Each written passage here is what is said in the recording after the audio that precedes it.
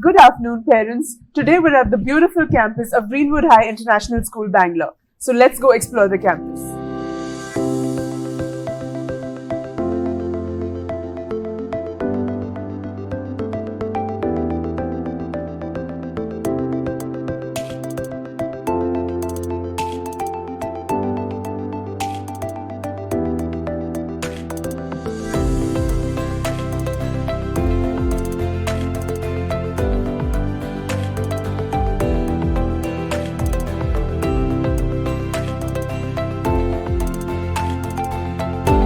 We've got the opportunity to speak with the principal himself, Mr. DeMello, who's agreed to have a conversation with us.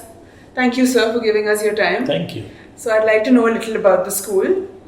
You seem to have a lovely campus with great infrastructure. So could you tell us a little about the facilities on campus? It's difficult, to name the facilities because there are so many. Right. As a matter of fact, whenever I have a conversation with parents, the only thing I say is we have all the sports facilities with the exception of baseball because that's American. We had even horse riding. Before we had the horses, they used to ride on me. But we have horse riding, which is right there. We've got rifle shooting. And now we've got a shooting gallery, and believe me, I'm quite scared to go there because you'll find the kids shooting me. So we've got soccer, we've got swimming, we've got basketball. We are number one in chess in India. Right. As a matter of fact, I'll give you just 10 days ago, two of our students stood first and second in the country. So, and we support sports. I love sports. I've been a sportsman throughout my career. I love sports, so anything that is related with sports, I support it. Okay. And I have a little girl who's now in grade 8, who travels to the United States every year and is among the first 4 in the US circuit. I think she plays, I can't remember, she's playing golf. All right. And then we have I had 2 of the students, one of them has turned professional golfer. Okay. She passed 12th from us and she's turned a professional.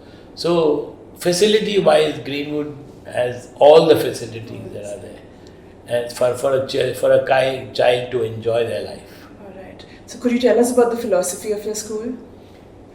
See, what we believe in educating children so that they are free from fear.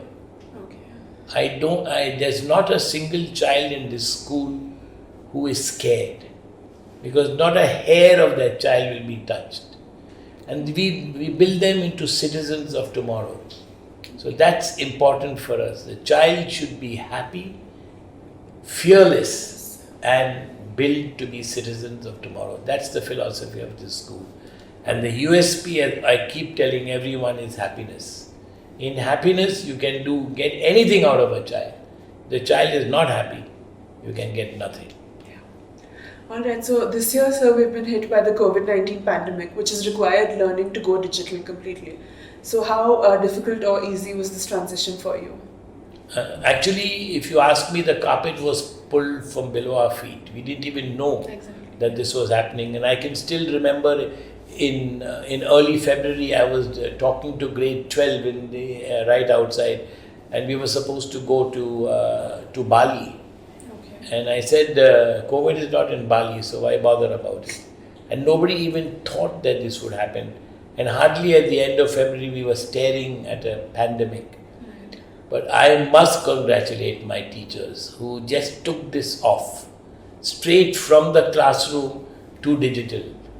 It was not easy. There are some of them who have probably never done this in their lives, but they were marvelous. And we are probably the first school that held an examination digitally. Many schools didn't want to hold it. So we held an examination digitally, and we were very successful, and the parents have been very, very cooperative with us. So kudos to my teachers that they lifted the whole thing platform off into digital teaching from nursery, from a 3-year-old child to a 17-year-old child is being taught today, as of now, digitally. Right. And with this shift towards digital learning, what do you think the future of education looks like? Education is not digital, I must tell you. Education is mixing with people. There is a human touch which is required, and I'm quite sure that the children miss it, especially the younger children. This education is not the book. Education is moving around with children, finding your peers, speaking to them, having fun, running around. That's education. And with this digital education, I don't think, I mean, the children have suffered, I know. And I really feel pity for them. I am really waiting for the time when we will be able to get them back into school. Yeah, so when that happens, like the vaccine is being talked about right now. So when if schools physically reopen next year, what are the safety protocols that you'll be taking? We have already taken many of them. Okay. I'll tell you, every classroom will be equipped with a hand sanitizer. We have hand sanitizers all over the school. We will have what is called temperature checks. Our buses will be equipped with an auto temperature check. So when you get into the bus, a preset temperature will be there. If it is above that, you get an alarm and the child is not allowed to get into the bus. And we'll have auto sanitizing things we'll have in the bus itself.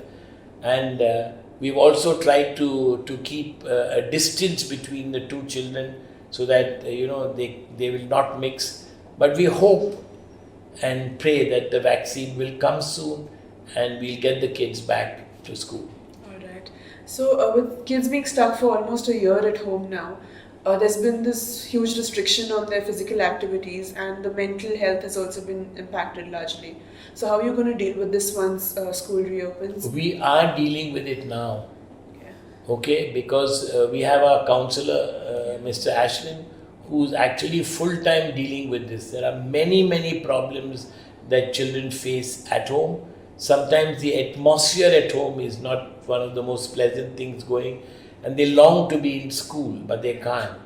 So we are dealing with that now, and when we get back to school, those particular children, we will give them a one-to-one talks regarding their mental health, and we'll work with the parents to see that those kids get back to normal.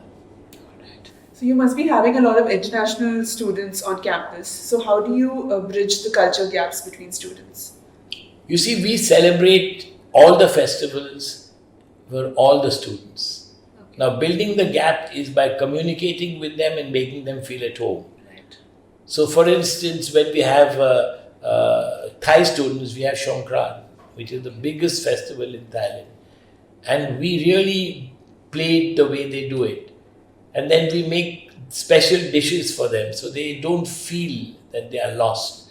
So we have students from Malaysia, we have students from South Korea, we have students from South Africa, from England, we have a couple of them from China, as well as from Thailand.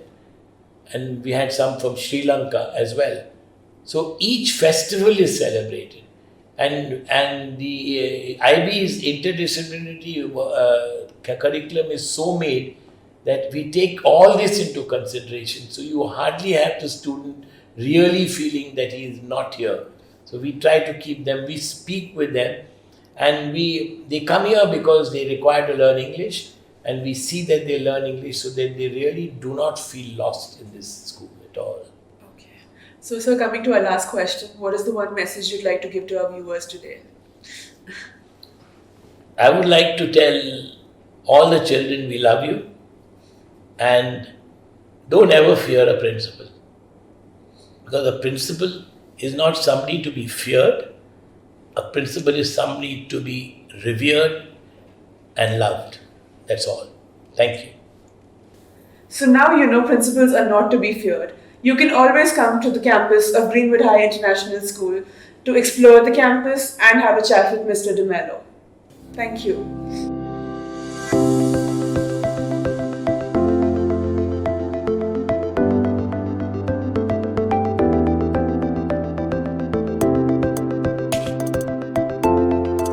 So that was the campus of Greenwood High International School, Bangalore. I hope you enjoyed the campus tour as much as I enjoyed personally exploring it. Feel free to come and visit to know everything about the school before you decide on the perfect school for your child. Bye-bye.